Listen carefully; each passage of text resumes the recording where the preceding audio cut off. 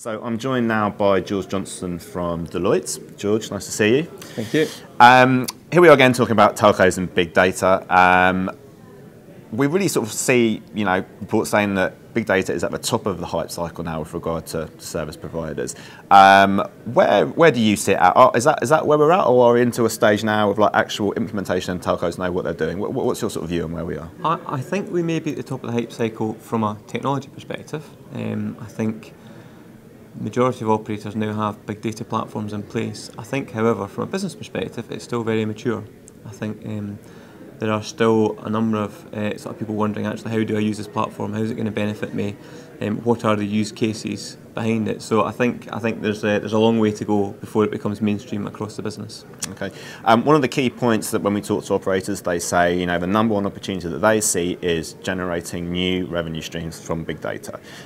All very well in theory. What about the practice? From your experience of working with telcos, are there any kind of real proof points that they can actually do that and they are actually doing it? Yeah, I mean there are some cases out there whereby operators are, they do have products in the marketplace, they are picking up customers. I think the question really is around what size the market can be and whether it's sustainable.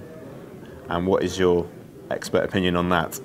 I'm hopeful. I think the again, I think some of the sort of real sort of business benefits still to be proven.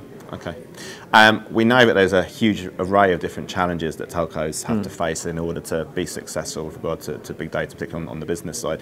Could you maybe pick out sort of 2 or 3 that you think are really key for them to focus on over the next 12 months? I think one would be actually becoming efficient at using the data in the first instance. I know a number of operators who are concerned about the prospect of sort of capturing more data when actually they don't believe that they're necessarily doing a great job with the data they've already got.